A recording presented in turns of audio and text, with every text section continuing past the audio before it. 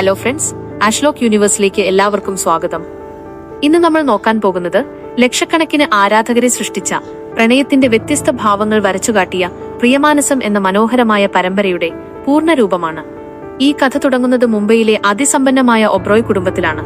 3 സഹോദരന്മാരുടെ ആത്മബന്ധമാണ് ഈ കഥയുടെ നട്ടെല്ല്. ശിവേന്ദ്ര സിംഗ് ഒബ്രോയ്, ശിവൻ, ഓംകാര സിംഗ് ഒബ്രോയ്, രുദ്രസിംഗ് ഒബ്രോയ് എന്നിവരാണവർ. 3 പേരും 3 സ്വഭാവക്കാരാണെങ്കിലും അവർക്കിടയിലെ സ്നേഹം തകർക്കാൻ ആർക്കും കഴിയില്ല. മൂത്തവനായ ശിവൻ ഒരു കർക്കശക്കാരനായ ബിസിനസ്സുകാരനാണ്. കുടുംബത്തിന്റെ പേരും പാരമ്പര്യവും രക്തവുമാണ് ഒരാളുടെ വ്യക്തിത്വം നിശ്ചയിക്കുന്നത് എന്ന് വിശ്വസിക്കുന്ന ഒരാളാണ് അദ്ദേഹം. എന്നാൽ ഓംകാര ഒരു കലാകാരനാണ്, സത്യത്തിന് മാത്രം വില നൽകുന്ന ആൾ. രുദ്രനാകട്ടെ തമാശക്കാരനും ഫിറ്റ്നസിൽ ശ്രദ്ധയുള്ളവനുമാണ്. ഈ 3 സഹോദരന്മാരുടെ ജീവിതത്തിലേക്ക് അപ്രതീക്ഷിതമായാണ് അനിക എന്ന പെൺകുട്ടി കടന്നുവരുന്നത്. ശിവന്റെ ലോകത്തിന് തികച്ചും വിപരീതമായ സാഹചര്യങ്ങളിൽ നിന്ന് വരുന്നവളാണ് അനിക. അവൾക്ക് മാതാപിതാക്കളില്ലാത്ത ഒരു അനാഥയാണ്. സാഹിൽ എന്ന ഭിന്നശേഷിക്കാരനായ സഹോദരനെ വളർത്താൻ വേണ്ടി കഷ്ടപ്പെടുന്ന ധീരയായ പെൺകുട്ടി. ശിവന്റെ വീട്ടിലെ വിവാഹത്തിന്റെ ഇവന്റ് ഓർഗനൈസ് ചെയ്യാനാണ് അനിക അവിടെ എത്തുന്നത്. ശിവനും അനികയും തമ്മിലുള്ള ആദ്യ കൂടിക്കാഴ്ച തന്നെ സംഘർഷഭരിതമായിരുന്നു.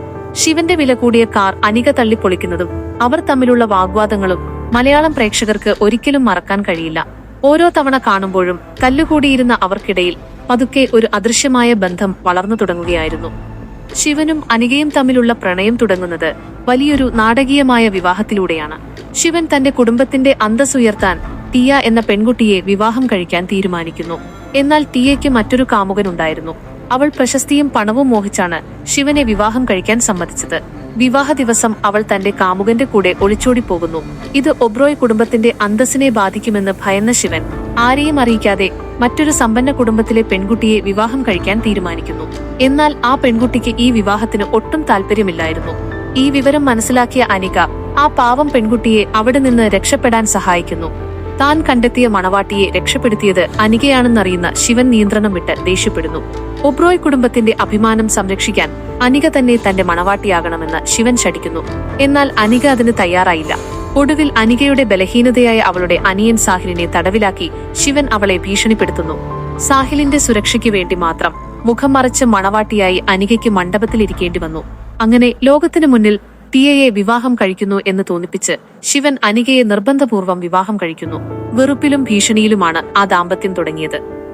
തുടക്കത്തിൽ ഇരുവരും തമ്മിൽ വളരെയധികം വെറുപ്പും അകൽച്ചയും ഉണ്ടായിരുന്നു. തന്റെ ആദർശങ്ങൾക്ക് വിരുദ്ധമായ പെൺകുട്ടിയാണ് അനിക എന്ന് ശിവൻ വിശ്വസിച്ചു. എന്നാൽ ഒബ്രോയ് ഹൌസിലെ താമസത്തിനിടയിൽ അനികയുടെ നന്മയും സത്യസന്ധതയും ശിവൻ തിരിച്ചറിയാൻ തുടങ്ങി.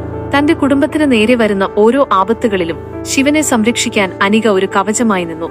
ടിയയുടെ ചതികൾ പുറത്തുവരുന്നതും അനികയുടെ സ്നേഹം തിരിച്ചറിയുന്നതും കഥയിലെ മനോഹരമായ നിമിഷങ്ങളാണ്. അവസാനം തന്റെ ജാതകത്തെക്കാളും പാരമ്പര്യത്തെക്കാളും വലുത് അനികയോടുള്ള പ്രണയമാണെന്ന് ശിവൻ തിരിച്ചറിയുകയും അവർ ഒന്നാവുകയും ചെയ്യുന്നു. പിന്നീട് കഥാതന്തു മാറുന്നത് രണ്ടാമത്തെ സഹോദരനായ ഓംകാരയിലേക്കാണ്. സത്യത്തിനും കലയ്ക്കും മാത്രം വില നൽകുന്ന, കള്ളങ്ങളെ വെറുക്കുന്ന ഓംകാര സിംഗ് ഒബ്രോയ് എന്ന ഗൗരവക്കാരന്റെ ജീവിതത്തിലേക്ക് കാറ്റുവീഴ്ച പോലെ ഗൗരി കുമാരി ശർമ്മ എന്ന പെൺകുട്ടി കടന്നുവരുന്നതാണ് ഈ അധ്യായം. ബറേലിയിലെ ഒരു സാധാരണ പെൺകുട്ടിയാണ് ഗൗരി. ഉച്ചത്തിലുള്ള സംസാരവും നിഷ്കളങ്കമായ പെരുമാറ്റവും ശങ്കര ഭഗവാനിലുള്ള ഉറച്ച വിശ്വാസവുമാണ് അവളുടെ പ്രത്യേകത. എന്നാൽ തന്റെ തത്വങ്ങളിൽ ജീവിക്കുന്ന ഓംകാരയ്ക്ക് ഗൗരിയുടെ ഈ രീതികൾ തുടക്കത്തിൽ ഒട്ടും ഇഷ്ടപ്പെട്ടില്ല. അവരുടെ ആദ്യ കൂടിക്കാഴ്ച തന്നെ സംഘർഷഭരിതമായിരുന്നു. ബറേലിയിൽ വെച്ച് ഒരു പ്രത്യേക സാഹചര്യത്തിൽ ഗൗരിയെ ഒരു വഞ്ചകിയായാണ് ഓംകാര കാണുന്നത്. പണത്തിനു വേണ്ടി എന്തും ചെയ്യുന്നവളാണ് ഗൗരി എന്ന് അയാൾ തെറ്റിദ്ധരിച്ചു. എന്നാൽ സത്യാവസ്ഥ അതായിരുന്നില്ല. തന്റെ രോഗിയായ അമ്മയെ സംരക്ഷിക്കാൻ വേണ്ടി കഷ്ടപ്പെടുകയായിരുന്നു ഗൗരി. ഈ തെറ്റിദ്ധാരണകൾക്കിടയിലും ഗൗരിയുടെ മാനം രക്ഷിക്കാൻ വേണ്ടി ഓംകാരയ്ക്ക് അവളെ വിവാഹം കഴിക്കേണ്ടി വന്നു. ഒരു ക്ഷേത്രത്തിൽ വെച്ച് ആപൽഘട്ടത്തിൽ ഓംകാര ഗൗരിയുടെ നെറ്റിയിൽ സിന്ദൂരമണിഞ്ഞു. എന്നാൽ ആ വിവാഹത്തെ ഒരു ബന്ധമായി അംഗീകരിക്കാൻ ഓംകാര തയ്യാറായിരുന്നില്ല. വിവാഹശേഷം ഗൗരിയെ ഉപേക്ഷിച്ച് ഓംകാര മുംബൈയിലേക്ക് തിരികെ പോന്നു. എന്നാൽ ഗൗരി വിട്ടുകൊടുക്കാൻ തയ്യാറായിരുന്നില്ല. തന്റെ ഭർത്താവിനോടുള്ള കടമ നിർവഹിക്കാനും അദ്ദേഹത്തിന്റെ മനസ്സിലെ തെറ്റിദ്ധാരണകൾ മാറ്റാനും അവൾ തീരുമാനിച്ചു. പക്ഷെ ഒരു പെൺകുട്ടിയായി ഒബ്രോയ് ഹൌസിലേക്ക് വന്നാൽ ഓംകാര തന്നെ പുറത്താക്കുമെന്ന് അവൾക്ക് അറിയാമായിരുന്നു. അങ്ങനെയാണ് ഗൗരി ആ വിപ്ലവകരമായ തീരുമാനമെടുക്കുന്നത്. അവൾ മുടിമുറിച്ച് വേഷം മാറി ചുൽബുൾ എന്ന പേരിൽ ഒരു ആൺകുട്ടിയായി ഒബ്രോയ് ഹൌസിലെത്തുന്നു. ചുൽബുൾ എന്ന നിലയിൽ ഗൗരി ഓംകാരയുടെ പേഴ്സണൽ അസിസ്റ്റന്റായി ജോലിയിൽ പ്രവേശിച്ചു. ഓംകാരയുടെ സ്വകാര്യ ദുഃഖങ്ങളും കലയോടുള്ള പ്രണയവും അടുത്തറിയാൻ ചുൽബുളിന് സാധിച്ചു. ഈ കാലയളവിൽ ഓംകാരയും ചുൽബുളും തമ്മിൽ വളരെ ആഴത്തിലുള്ള ഒരു സൗഹൃദം ഉടലെടുത്തു. തന്റെ മനസ്സിലെ കാര്യങ്ങൾ പങ്കുവെക്കാൻ ഓംകാര കണ്ടെത്തിയ ഒരേയൊരു സുഹൃത്തായി ചുൽബുൾ മാറി. താൻ സ്നേഹിക്കുന്ന ആ സുഹൃത്ത് സത്യത്തിൽ തന്റെ ഭാര്യയായ ഗൗരിയാണെന്ന് ഓംകാര അറിഞ്ഞതേയില്ല. പലപ്പോഴും ചുൽബുളിന്റെ ചില പെരുമാറ്റങ്ങളിൽ ഓംകാരയ്ക്ക് സംശയം തോന്നിയെങ്കിലും അവയെല്ലാം തമാശയായി തള്ളിക്കളഞ്ഞു. അനികയായിരുന്നു ഈ രഹസ്യം ആദ്യം തിരിച്ചറിഞ്ഞത്. ഗൗരിക്ക് ഒബ്രോയ് കുടുംബത്തിൽ നിലനിൽക്കാൻ അനിക വലിയ പിന്തുണ നൽകി. ഇതിനിടയിൽ കാളി താക്കൂർ എന്ന വില്ലൻ ഗൗരിയെ തേടി ഒബ്രോയ് ഹൌസിലെത്തുന്നതോടെ കഥ കൂടുതൽ സങ്കീർണമാകുന്നു. ഒടുവിൽ നാടകീയമായ നിമിഷങ്ങൾക്കൊടുവിൽ ചുൽബുൾ സത്യത്തിൽ ഗൗരിയാണെന്ന സത്യം ഓംകാര തിരിച്ചറിയുന്നു. തന്നെ വീണ്ടും പറ്റിച്ചു എന്ന ദേഷ്യമാണ് ഓംകാരയ്ക്ക് ആദ്യമുണ്ടായത്. കള്ളങ്ങളെ വെറുക്കുന്ന ഓംകാരയ്ക്ക് ഗൗരിയുടെ ഈ വേഷപ്പകർച്ച വലിയൊരു ചതിയായി തോന്നി. തുടർന്ന് അവർക്കിടയിൽ വലിയ തർക്കങ്ങളും മാനസികമായ അകൽച്ചയുമുണ്ടായി. ഗൗരി ഓംകാരയുടെ സ്നേഹത്തിനു വേണ്ടി ഒരുപാട് പരിശ്രമിച്ചു. ഇംഗ്ലീഷ് സംസാരിക്കാൻ പഠിച്ചും ഒബ്രോയ് കുടുംബത്തിലെ രീതികൾ ശീലിച്ചും അവൾ ഓംകാരയ്ക്ക് അനുയോജ്യമായ ഭാര്യയാകാൻ ശ്രമിച്ചു. എന്നാൽ ഓംകാര അവളെ നിരന്തരം അവഗണിച്ചുകൊണ്ടിരുന്നു. ഈ സങ്കടങ്ങൾക്കിടയിലും ഓംകാരയ്ക്ക് എന്താപത്ത് വരുമ്പോഴും ഗൗരി തന്റെ ജീവൻ പണയപ്പെടുത്തിയും അവനെ സംരക്ഷിച്ചു. അവളുടെ സ്നേഹം നിസ്വാർത്ഥമായിരുന്നു. ഗൗരിയെ മറ്റൊരു വിവാഹത്തിന് അവളുടെ വീട്ടുകാർ നിർബന്ധിക്കുന്ന സാഹചര്യം വന്നപ്പോഴാണ് ഓംകാര തന്റെ ഉള്ളിലെ പ്രണയം തിരിച്ചറിയുന്നത്. ഗൗരിയെ നഷ്ടപ്പെടുമെന്ന് ഉറപ്പായ നിമിഷം ഓംകാരയുടെ ഉള്ളിലെ അഹങ്കാരം അലിഞ്ഞുപോയി. അയാൾ ബറേലിയിലേക്ക് തിരിച്ചു പോവുകയും ഗൗരിയെ മറ്റൊരാൾക്ക് വിട്ടുകൊടുക്കില്ലെന്ന് പ്രഖ്യാപിക്കുകയും ചെയ്തു. തന്റെ തെറ്റുകൾ ഏറ്റുപറഞ്ഞ് മുട്ടുകുത്തിനിന്ന് ഓംകാര ഗൗരിയോട് മാപ്പ് ചോദിക്കുന്ന നിമിഷം പ്രേക്ഷകരുടെ കണ്ണു നിറയിക്കുന്നതായിരുന്നു. ഗൗരിയുടെ സ്നേഹം ആ കഠിനഹൃദയനെ മാറ്റിമറിച്ചു. അതിനുശേഷം അവർ ഒബ്രോയ് ഹൌസിലേക്ക് ഒന്നിച്ചു തിരിച്ചെത്തി. ഓംകാരയും ഗൗരിയും തമ്മിലുള്ള പ്രണയം പതുക്കെ പതുക്കെ ദൃഢമായി. റിക്കാര എന്ന് ആരാധകർ വിളിക്കുന്ന ഈ ജോഡികൾക്കിടയിൽ പിന്നീട് ഒട്ടനവധി മനോഹരമായ നിമിഷങ്ങളുണ്ടായി. ഗൗരിയുടെ തനി നാടൻ ശൈലിയും ഓംകാരയുടെ ആഭിജാത്യവും തമ്മിലുള്ള ചേർച്ച കഥയ്ക്ക് പുതിയൊരു ചൈതന്യം നൽകി. പരസ്പരമുള്ള വിശ്വാസം തകരാതെ അവർ ജീവിതത്തിലെ ഓരോ പ്രതിസന്ധികളെയും നേരിട്ടു. ശിവൻ അനിക ബന്ധം പോലെ തന്നെ ആഴമുള്ളതായിരുന്നു ഓംകാര ഗൗരി ബന്ധവും.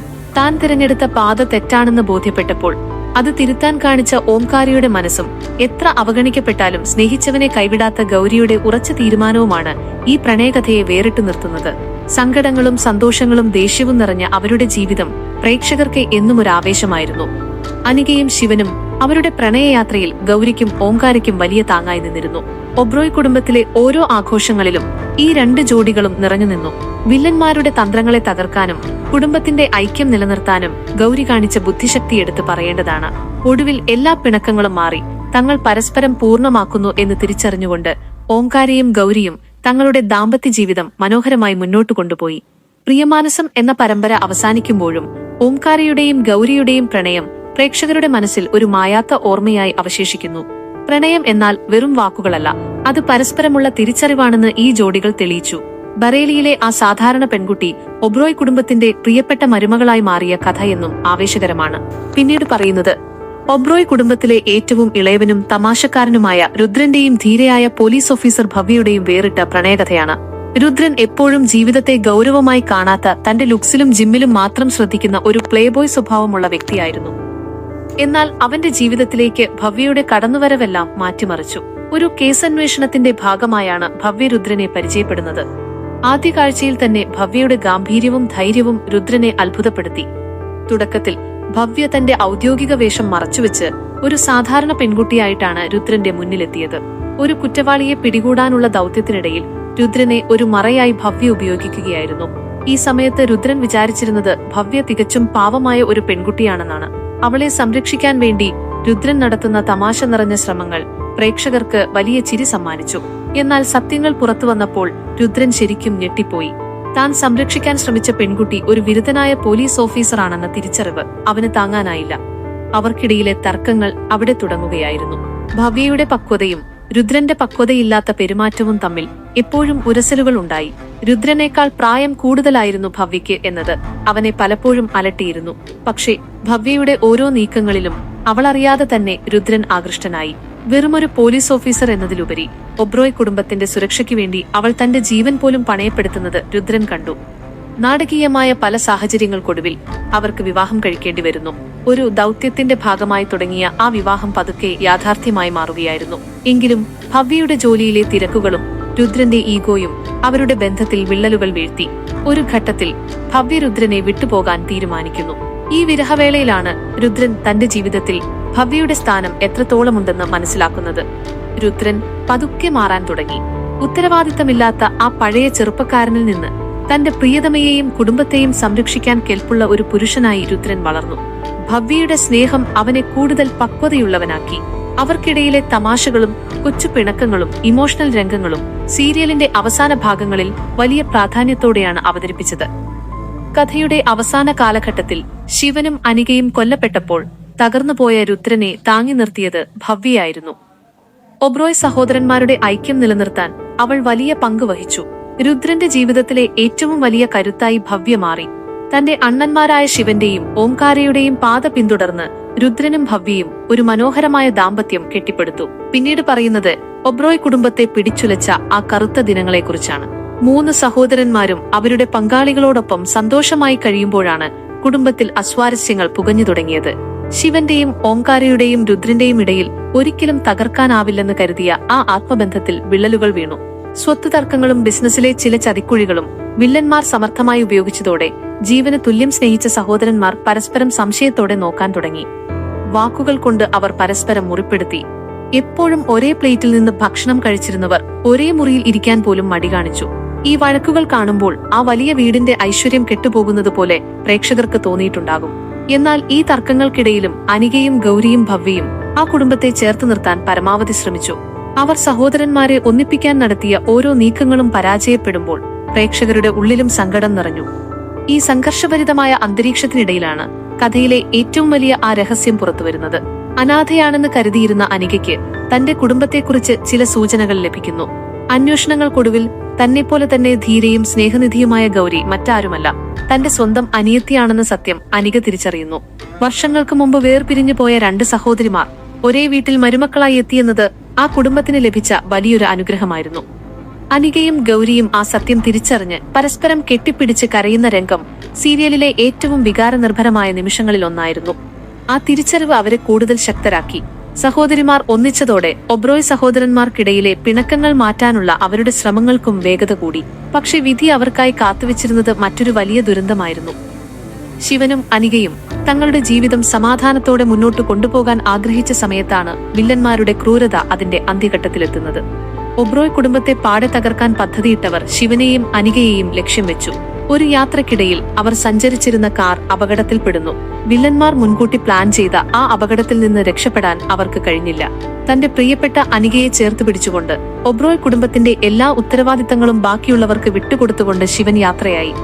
ശിവന്റെയും അനികയുടെയും മരണം ആ വലിയ വീടിനെ അക്ഷരാർത്ഥത്തിൽ ഒരു ശ്മശാനം പോലെ നിശബ്ദമാക്കി. 3 സഹോദരന്മാരുടെ കരുത്തായിരുന്ന ശിവൻ ഇല്ലാതായതോടെ ഓംകാരയും രുദ്രനും തകർന്നുപോയി. പക്ഷെ ശിവൻ എപ്പോഴും പറയാറുള്ളതുപോലെ കുടുംബമാണ് വലുത് എന്ന തത്വം മുറുകെ പിടിക്കാൻ അവർ തീരുമാനിച്ചു. ശിവന്റെ മകനായ ശിവാൻഷിനെ പൊന്നുപോലെ വളർത്തേണ്ട ഉത്തരവാദിത്തം അവർ ഏറ്റെടുത്തു. ഓംകാരയും ഗൗരിയും ശിവാൻഷിന് മാതാപിതാക്കളെ പോലെ തന്നെ തണലായി നിന്നു. ഓംകാര തന്റെ കലയിലൂടെയും ഗൗരി തന്റെ സ്നേഹം കൊണ്ടും ആ കുഞ്ഞിനെ വളർത്തി. അതുപോലെ തന്നെ രുദ്രനും ഭവ്യയും അവനെ സംരക്ഷിക്കുന്നതിൽ മുൻപന്തിയിലുണ്ടായിരുന്നു. ശിവനും അനികയും മരിച്ചെങ്കിലും അവരുടെ സ്നേഹവും മൂല്യങ്ങളും ഓംകാരയിലൂടെയും രുദ്രനിലൂടെയും ശിവാൻഷിലേക്ക് പകർന്നു നൽകപ്പെട്ടു. പിന്നീട് പറയുന്നത് ഒബ്രോയ് കുടുംബത്തിലെ അടുത്ത തലമുറയുടെ ആവേശകരമായ കഥയാണ്. ശിവായുടെയും അനികയുടെയും മരണശേഷം അവരുടെ മകൻ ശിവാൻഷ് സിംഗ് ഒബ്രോയാണ് ഈ കഥയിലെ നായകൻ. അച്ഛനെ പോലെ തന്നെ പാരമ്പര്യത്തിൽ അഭിമാനിക്കുന്ന എന്നാൽ അമ്മയെപ്പോലെ തന്നെ വികാരാധീനനായ ഒരു വ്യക്തിയായിരുന്നു ശിവാൻഷ്. ഒരു വലിയ സിനിമാ സൂപ്പർ സ്റ്റാർ ആയിട്ടാണ് ശിവാൻഷ് വളർന്നത്.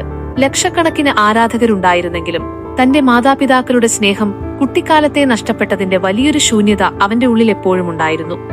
ഈ സമയത്താണ് ശിവാൻഷിന്റെ ജീവിതത്തിലേക്ക് DCP മന്നത് കൗർ ഖുറാന എന്ന പെൺകുട്ടി കടന്നുവരുന്നത്. മന്നത് വളരെ ദരിദ്രമായ ചുറ്റുപാടിൽ നിന്ന് സ്വപ്രയത്നത്താൽ പോലീസ് ഓഫീസർ പദവിയിലെത്തിയ ധീരയായ ഒരു പെൺകുട്ടിയാണ്. ശിവാൻഷിനെ സംബന്ധിച്ചിടത്തോളം മന്നത് ആദ്യം ഒരു ശല്യമായിരുന്നു. ഒരു സൂപ്പർ സ്റ്റാറിന്റെ ജാടയും അഹങ്കാരവുമാണ് ശിവാൻഷിന് എന്ന് മന്നത് ഉറച്ചു വിശ്വസിച്ചു. എന്നാൽ അവരുടെ ഓരോ കൂടിക്കാഴ്ചയും വലിയ തർക്കങ്ങളിലും അപ്രതീക്ഷിത സംഭവങ്ങളിലുമാണ് അവസാനിച്ചത്.